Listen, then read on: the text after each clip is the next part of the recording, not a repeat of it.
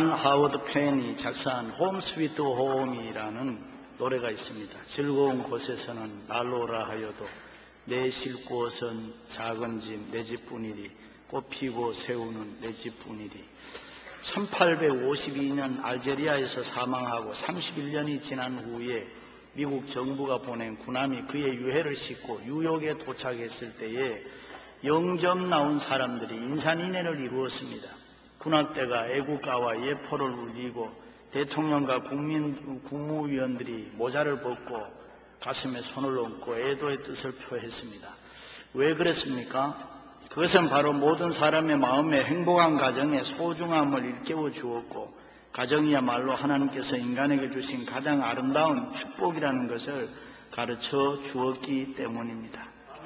5월은 가정의 달입니다. 행복한 가정 만든다는 거 우리 모두의 이상이고 꿈인 줄로 믿습니다. 왜냐하면 가정은 모든 생활의 중심이 되고 삶의 바탕이 되기 때문에 하루의 일과가 가정에서 시작되고 가정에서 마치게 되므로 가정은 인생의 안식처요 사랑과 행복의 보금자리입니다. 그러므로 사람은 누구나 가정을 떠나서 사는 사람은 아무도 없습니다. 가정의 달을 맞이해서 여러분의 가정에 행복하고 다시 한번 은혜와 성령이 충만하시기를 주님의 이름으로 축원합니다. 가정의 멤버는 남편과 아내입니다. 부모지요. 손님이지만은 또 자녀로 이야기할 수 있습니다. 자녀를 어떻게 교육하며 양육하고 있느냐.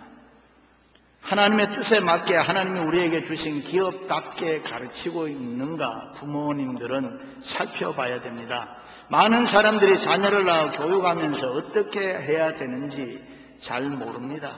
그저 임신했을 때는 제발 순산했으면, 아기일 때는 제발 건강하게 자라주었으면, 학교에 들어가면은 왕따 당하지 아니하고 제발 공부 잘해 주었으면, 고등학교 때 되면은 제발 공부 열심히 해서 좋은 대학에 들어가 줬으면, 대학 졸업 때는 제발 취직 잘했으면, 청년 때는 제발 좋은 사람 만났으면, 결혼할 때는 제발 잘 살아 주었으면.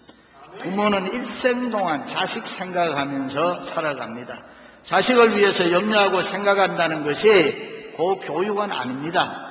교육은 교육입니다. 다시 말해서 어떤 교육을 해야 되느냐 하는 것입니다. 자녀를 향해서 이런 염려와 근심과 걱정이 있다는 것이 다는 아니라 그런 말입니다. 기독교 입장에서 보면은 어떻게 교육해야 되느냐, 세 가지 이야기할 수 있습니다. 첫째는 하나님의 자녀이므로 하나님의 형상을 닮은 자녀로 양육해야 됩니다. 두 번째는 자녀를 통하여 하나님의 영광을 드러내고 하나님의 나라를 이 땅에 실현해야 됩니다. 셋째는 자녀를 잘 양육시켜 후손을 번성시키고 노년에 그 자녀를 통해서 기쁨과 평안을 얻어야 됩니다.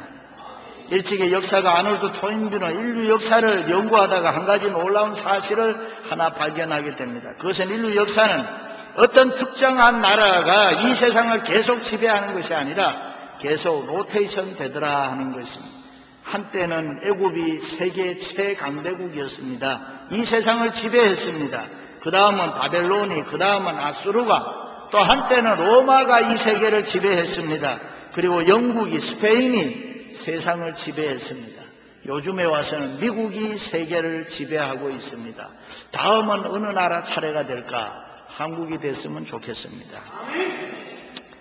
좌우간 역사의 주인공이 계속 바뀌더라 그런 말입니다. 그런데 이런 역사의 흥망성쇠 가운데서도 계속 이 세상을 실제적으로 다스리는 그런 민족이 있더라.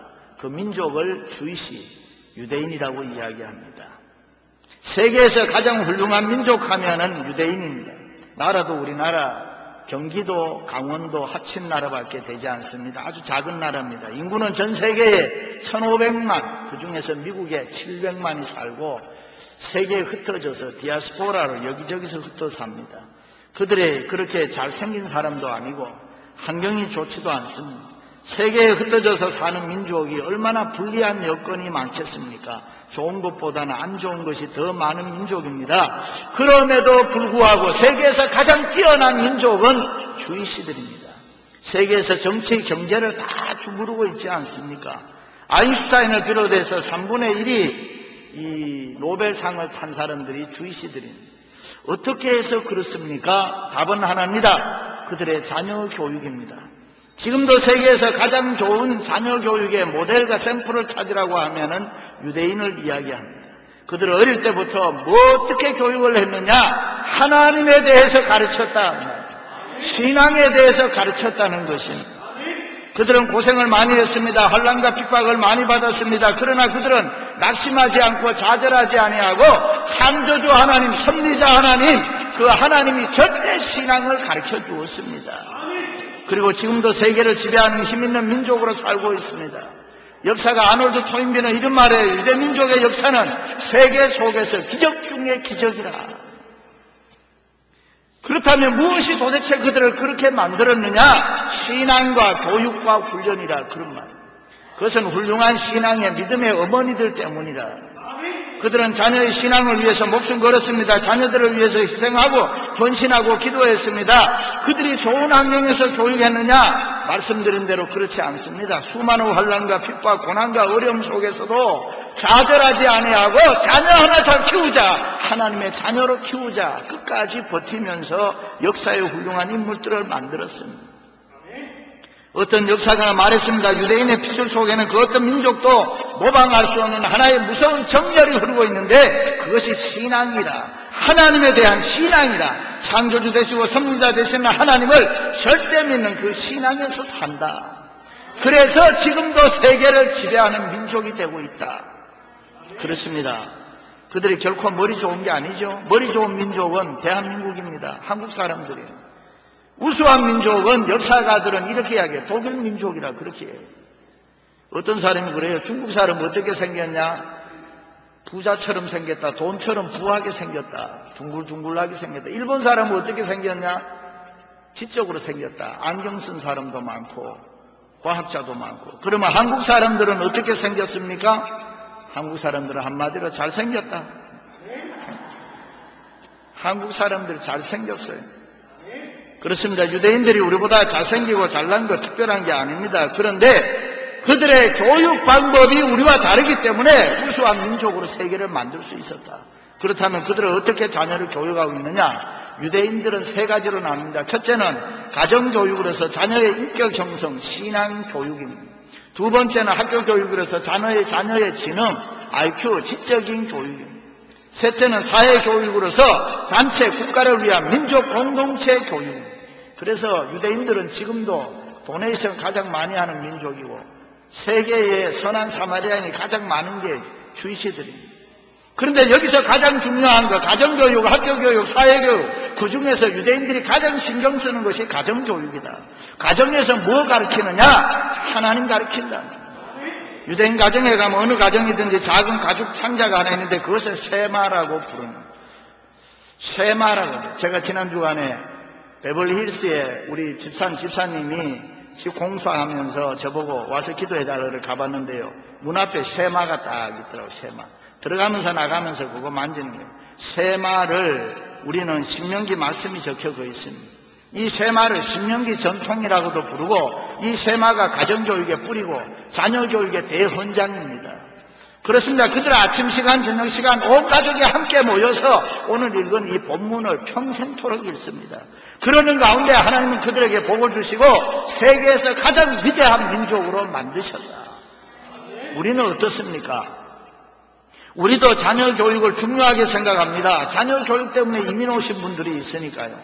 그런데 우리는 하나님의 말씀, 가정교육보다가 더 중요하게 생각하는 것이 영재교육, 학교교육, 가외 수업의 치중, 소위 매그넷 스쿨을 좋아하고 어떻게 하든지 좋은 학교 보는. 그래서 SAT 만점이 한국 학생들이 많다고 해요.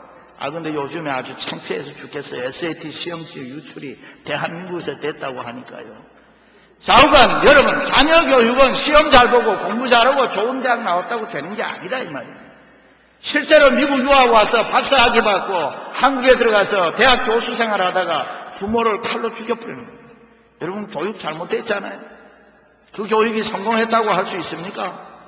그렇습니다. 우리 크리스찬들도 인재교육의 패턴이 바뀌어야 된다. 첫째는 가정교육, 둘째는 학교교육, 그리고 사회교육인데 소위 우리가 이 가정교육에 치중해 줘야 된다.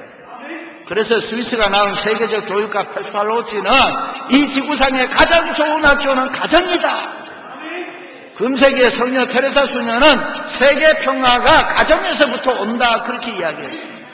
그렇습니다. 참으로 우리가 자녀들을 훌륭하게 키우려는 유대인들처럼 가정에서 자녀들을 하나님의 말씀으로 하나님 잘 가르쳐 양육해야 될 줄로 믿습니다. 할렐루야. 우리 그리스도인들의 교육에도 철학이 있어야 되는데 그것이 신앙입니다. 자, 그렇다면 부모는 당연히 좋은 교사가 되어야 됩니다.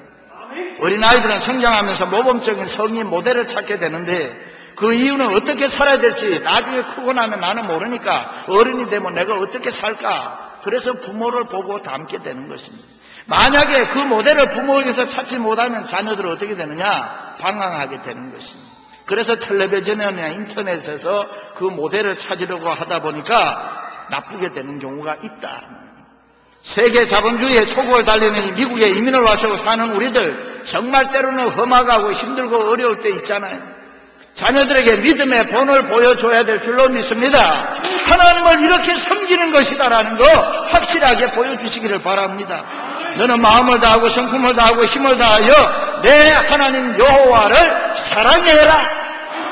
내가 자녀를 바르게 교육하려면, 내가 자녀에게 본이 되려면은 내가 먼저 바로 서야 돼요. 하나님 앞에 바로 서야 됩니다. 바로 살아야 됩니다. 내가 하나님 앞에 바로 서지 못하면 내가 자녀 바로 교육할 수가 없습니다. 자녀들은 눈으로 보고 피부로 느끼고 배우기 때문에, 믿음의 조상 아브라함이 있었기 때문에 믿음의 아들 이삭이 있었습니다. 기도하는 한나가 있었기 때문에 아들 기도하는 사무엘이 있었습니다. 신실한 윤계 같은 사람이 있었기 때문에 신실한 디모데 같은 사람이 있게 되는 것입니다. 할렐루야. 한국 기독교 초기의 교회사에 보면 이런 이야기 나와요. 어떤 집사님이 눈 오는 날 노름을 하기 위해서 술집을 향해 걸어가고 있는데 한참 걸어가다 보니까 뒤에서 아이 소리가 나는데 뒤를 돌아보니까 자기 아들이 따라온단 말이죠. 너 어디 가니? 예, 내 아버지 발자국 쫓아갑니다. 이때 이 집사님이 충격을 받고 내가 노름하러 술집에 가면 이 자식도 이렇게 되는구나 하고 끊었다는 그런 이야기가 있습니다. 한국 기독교 초기에는 웃지 못할 일들이 많습니다. 어떤 아이가 학교 유치원에 가서 아버지 얼굴을 그리라고 하니까 아버지 얼굴을 그리는데 다 잘 그렸는데 눈 색깔을 빨갛게 칠하더는 거예요. 왜 이러냐? 우리 아버지는 술 먹고 와서 매일 눈이 빨가니까 빨갛게 칠했대요. 부모는 하나님 잘 경외하는 거 보여줘야 되는 줄로 믿습니다. 말씀으로 믿음으로 사는 거 보여줘야 돼요. 부모가 자녀에게 되는 멘토링의 첫 단계가 부모님이 하나님을 닮도록 만들어줘야 돼요. 할렐루야. 현대 심리학자들이 이런 이야기 합니다. 인간의 성장과 온전한 인격의 발달이 어디에서 생겨나느냐? 학교에서 배우는 지식이나 정신적 건강에 좋아해서 오는 것보다는 부모를 통한 영적 체험, 종교적 신앙에서 비롯된다. 다시 말해서 부모를 통해서 영적인 체험 없이는 훌륭한 인격, 역사의 인물이 될 수도 없다. 공부 좀 못해도 괜찮지요. 얼굴 좀 못생겨도 뭐 괜찮잖아요. 요즘은 다 뜯어 고치니까 부모들이 형제 같아 다. 그 얼굴이 그 얼굴이고. 말 좀 안 듣고 말썽 일으킨다 그래서 뭐 그렇게 속상해할 필요 없잖아요. 성장하면 다 달라지니까요. 그러니까 너무 아이들을 향해서 미워하고 속상해하고 걱정하지 마세요. 어떤 아이가 하도 말을 안 들으니까 어머니가 야, 쟤가 커서 도대체 뭐가 되려고 저렇게 하나. 너무 속상해하니까 이 아이가 속상해하지 마세요. 크면 다 됩니다. 그렇습니다. 우리는 자녀들에게 신앙의 훈련을 시켜야 됩니다. 끊임없이 그들을 위해서 기도해줘야 됩니다. 한나는 사무엘을 아주 낳은 후에 저절된 후에 하나님 앞에 바쳐 신앙 훈련을 시키면 눈물로 기도하면서 장차 이스라엘 건국의 아버지가 되게 했습니다. 사울왕도 기름 부었지요. 다윗왕도 기름 부었지요. 이스라엘의 가장 위대한 창건자가 누구냐? 사무엘입니다. 이 사무엘이 왜 그렇게 됐느냐? 어머니 한나의 기도와 헌신으로 말미암아. 할렐루야. 미국의 16대 대통령 에이브라함 링컨도 켄터키의 시골 통나무집에서 태어나서 공부도 제대로 못했는데 어머니 낸시가 신앙훈련 제대로 시켰단 말이죠. 기도훈련 제대로 시켰더니만 훌륭한 대통령이 됐다. 그렇습니다. 부모가 자식에게 신앙의 모범 보이는 거 중요합니다. 특별히 다른 아이들처럼 뭐 좋은 거 못 해주더라도 하나님 믿는 것만은 분명하게 보여줄 수 있기를 바랍니다. 덴버 소년재판소에서 출발한 청소년의 범죄가 왜 생겨났느냐, 거기에 보면은 원인이 가정의 구조, 가족관계에서 가장 많이 유래한다. 문제 아이디에는 반드시 문제 부모가 있다, 이렇게 결론을 내립니다. 자녀의 미래는 부모에게 달려있다. 그러니까 여러분, 우리가 얼마나 예수 잘 믿어야 돼요? 하나님 잘 섬겨야 됩니까? 자녀들의 미래가 우리의 손에 달려있다고 하니까 어린이 주일을 맞이해서 다시 한번 우리 모두가 옷깃을 여미고 하나님 잘 섬기는 주의 백성들 되시기를 축원합니다. 가나안 히위 족속 추장 하몰의 아들 세겜이라는 사람이 있는데, 이 세겜이 밖에 나갔다가 야곱의 딸 디나를 데려다가 강간을 했습니다. 아버지에게 디나를 사랑하니 결혼시켜달라 요구를 합니다. 그랬더니 하몰이 야곱에게 청혼을 하는 걸 듣고 야곱의 가족이 하나를 요구를 하는데, 그게 뭐냐면 할례를 받아라. 진짜 결혼하기 위해서 요구한 것이 아니라 너무 속상해서 다 죽여버리고 싶어서 할례를 받아라. 하몰 세겜의 족속을 그것도 모르고 다 할례를 받고 3일째 고통이 심할 때에 야곱의 아들들이 쳐들어가서 하몰의 가족들을 다 멸하는 그런 이야기가 나옵니다. 왜 이런 일이 일어났지요? 성경은 이런 말을 합니다. 그는 세겜은 그 아비 집에 가장 존귀함일러라. 다시 말해서 추장 하몰의 집에서 가장 존귀한 자가 누구였느냐? 하나님이 아니고 세겜이었다, 이 말이에요. 여기에 문제가 있었습니다. 자녀를 너무 존귀하게 생각하면 안 됩니다. 세겜이 강간을 왜 하고 왜 타락했느냐? 그 부모가 그를 존귀하게 여겼기 때문이다. 여러분, 자녀 너무 존귀하게 여기지 마시기를 바랍니다. 하나님 존귀하게 여기시기를 바랍니다. 그의 말이면 다 들어주었습니다. 그가 무엇이든지 하면 다 들어주었습니다. 다 옳다고 생각했습니다. 여러분, 자녀가 잘못하면은 반드시 책망해야 되는 것입니다. 오히려 그의 소원 들어주었으니 가족들이 다 멸망하지 않았습니까? 자녀들이 잘못하면 그냥 넘어가면 안 됩니다. 부모는 반드시 책망해야 됩니다. 훈계해야 됩니다. 하나님의 말씀으로 양육해야 됩니다. 자식을 사랑하는 자는 근실히 징계하느니라 그랬습니다. 하나님은 그걸 원하시는 것입니다. 유대인들이 가장 중요하게 생각하는 윤리 가운데 이 도덕 가운데가 윤리교육입니다. 바울이 디모데를 향해서 이런 말을 합니다. 너를 생각하여 청결한 양심으로 조상적부터 섬겨오는 하나님 앞에 감사한다. 청결한 양심, 선한 양심, 착한 양심, 양심의 정도를 잃어버린 사람은 절대로 믿을 수 없습니다. 거짓말 자기 마음대로 합니다. 그래서 우리는 자녀들을 훈련할 때에 이 윤리교육, 청결한 양심에서 벗어나면은 반드시 책망해야 되는 것입니다. 그리고 하나님을 존귀하게 여겨야 됩니다. 웨슬레 어머니 수산나는 자녀들에게 항상 하나님의 말씀을 중심에 담고 선한 양심으로 살라고 가르쳤습니다. 그래서 이 웨슬레의 어머니 수산나는 나쁜 친구들하고는 절대로 못 사귀게 합니다. 여러분, 주위에 나쁜 행동하는 사람들 가까이 하지 말기 바랍니다. 나쁜 행동하는 사람 가까이 하면 다 따라가요. 노름하는 사람 따라가면 노름해요. 술 먹는 사람 따라가면 술 먹어요. 다 그렇게 돼 있어요. 그러니까 우리는 반드시 잘못된 부분은 책망할 수 있어야 됩니다. 그것이 하나님이 우리 자녀, 우리 부모들에게 준 특권인 것입니다. 사랑하는 성도 여러분, 자녀는 하나님이 우리에게 주신 기업입니다. 우리는 그들을 사랑하고 믿음으로 본을 보여 잘 양육해야 됩니다. 그러나 그들을 너무 사랑해서 존귀하게 여기면 안 되는 것입니다. 우리 그리스도인들이 존귀하게 생각할 분은 하나님밖에 없습니다. 그 하나님을 존귀하게 생각하고 그 하나님의 말씀에 절대 순종하고 자녀에게 본을 보일 때에 하나님이 우리 자녀들에게 복을 주시는 줄로 믿습니다.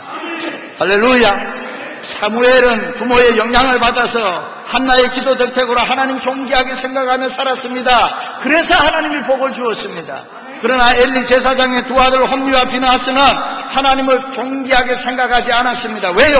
부모 엘리 제사장이 나이 많아서 하나님 보다가 자기 자녀들을 자기들을 더 사랑하는 줄 알았습니다. 더 귀하게 여기는 줄 알았습니다. 그래서 하나님께서는 이 사건을 두고 이런 말씀을 합니다. 나를 존중히 여기는 자를 내가 존중히 여기고 나를 존중히 여기지 않는 자를 경멸하리라 그랬습니다. 자녀 교육 어떻게 하겠습니까? 하나님 잘 경외하며 본을 보여주시기를 바랍니다. 하나님의 말씀대로 살면서 본 보여주시기를 바랍니다. 어떤 일이 있어도 하나님 두려움으로 섬기는 거 자녀들에게 남겨주시기를 바랍니다. 어떤 집사님이 주일 성수 생활을 했어요. 어떤 일이 있어도 주일날 교회 빠지면 안 된다는 거 철저하게 자녀들에게 가르쳤습니다. 그것을 보고 자란 아이가 주일날이면 예배 시간 꼬박꼬박 참석했습니다. 그런데 어느 날 학교에서 공부하는데 시험 공부를 하다가 갑자기 보면 늦었어요. 예배 시간이 늦었네요. 큰일 났네요. 아이가 막 달려오면서 하나님 나 예배 시간 늦지 않게 해주세요. 예배 시간 늦으면 안 됩니다. 그리고 막 달려오는데 예배 교회 문턱에 와서 탁 걸려 넘어진 거예요. 그러니까 이 아이가 툭툭 털면서 일어나면서 하나님 그렇다고 해서 뒤에서 밀 거야 없잖아요. 이래. 정신이 얼마나 똑바로요. 예배 시간 안 늦으려고. 왜 그렇습니까? 부모에게 배운 것이란 말이죠. 하나님 잘 섬기는 거 본 보여주시기를 바랍니다. 이스라엘에 들으라. 우리 하나님 여호와는 오직 하나님 여호와시니 너는 마음을 다하고 성품을 다하고 힘을 다하여 주 너희 하나님을 사랑해라. 오늘날 내가 내게 명하는 이 말씀을 너는 마음에 새기고 내 자녀에게 부지런히 가르치며 집에 앉았을 때든지 길을 갈 때든지 누웠을 때든지 일어날 때든지 이 말씀을 강론할 것이며 너는 또 그것을 내 손목에 메어 기호를 삼으며 내 미간에 붙여 표를 삼고 내 문설주와 바깥문에 기록할지니라. 할렐루야. 그렇습니다. 부모가 먼저 하나님 잘 믿고 자녀에게 본을 보여주시기 바랍니다. 다시 말해 부모가 자녀에게 멘토되라는 것입니다. 자녀의 가장 가까운 신앙의 모델은 부모인 것입니다. 자녀들은 원하든 원치 않든 부모 닮아가게 돼 있어요. 여러분, 자기가 아무리 뒤에서 숨어서 하는 것 같아도 자녀는 다 보고 있는 거예요. 다 보고 있는 거예요. 자녀에게는 눈이 여러 개 있어요. 속지 말아요. 좋은 길은 부모 닮는 길이란 말이죠. 그러므로 부모에게는 큰 책임이 있습니다. 사랑하는 열린문 식구 여러분, 아무리 바빠도 자녀 교육이 이 세상에 우리에게 맡겨진 최고의 사명인 줄로 믿습니다. 그 자녀 교육을 위해서 먼저 신앙생활의 모범을 보여주시기 바라고 하나님의 말씀을 열심히 가르쳐주고 신앙의 본이 되시기를 바랍니다. 철학자 소크라테스는 이런 말을 했어요. 내가 만일에 아테네의 가장 높은 곳에 가서 한마디 하고 죽는다면 무슨 말 할까? 시민들이 어린아이에게 인베스트해라, 투자해라. 그래서 한마디 하겠다. 1889년 4월 6일 생일 있는 사람이 있어요. 생년월일이 똑같은 두 아이가 세상에 태어났습니다. 하나이는 독일에서 태어났고 하나이는 미국 텍사스에서 태어났습니다. 독일에서 태어난 아버지는 성질이 급하고 어머니는 그냥 밖으로만 나돌아다니고 아버지가 죽자 어머니는 이 아이를 알코올 중독자인 숙모에게 갖다 맡겼습니다. 16세가 된 이 아이는 학교를 중퇴하고 군대를 들어가게 되고 그리고 정치를 하게 되는데 반란 음모에 가담해서 투옥됩니다. 그런 과정을 겪으면서 1943년 독일 수상에 취임하게 됩니다. 그로 말미암아 전 세계가 전쟁에 휘말리게 되는데 유대인 600만 명과 수많은 사람을 죽이게 됩니다. 그가 아돌프 히틀러입니다. 그런가 하면 미국 텍사스에 태어난 아이는 부모가 이 아이 교육 잘 시키기 위해서 캔사스로 가는데 무슨 교육이냐? 신앙교육 잘 시키기 위해서. 아버지는 늘 아이에게 이런 말했습니다. 하나님 살아계시니까 하나님 두려워하고 살아라. 부모는 교회 열심히 봉사했습니다. 아이는 자라면서 어머니 손잡고 기도하는 모습을 잊지 못한다고 했습니다. 웨스트포인트 육군사관학교를 나오고 연합군의 사령관이 되는데 그가 아이젠하워 대통령입니다.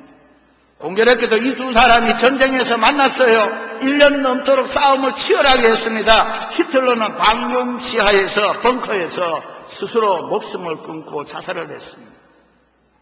히틀러가 죽었을 때 세계 사람들이 박수했어요.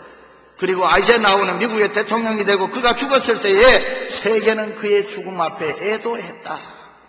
이 두 사람의 인생이 왜 이랬습니까? 사주팔자 때문입니까? 한날 똑같이 태어나는데요. 부모의 신앙과 교육에 따라서 달라졌다. 그러니까 여러분, 우리는 자녀를 위해서 투자하세요. 자녀의 신앙생활을 위해 투자하세요. 좋은 열매를 거두어 드릴 것입니다. 가장 중요한 기업은 자녀인 것입니다. 하나님 앞에 영광이 되고 여러분들에게 기쁨이 되고 복이 되고 노년의 행복이 되고 하나님 앞에 서는 날 칭찬과 면류관이 있을 겁니다. 여러분 모두 다시 한번 자녀를 훌륭하게 키우는 여러분들이 되시기를 주님의 이름으로 축원합니다. 하나님 아버지.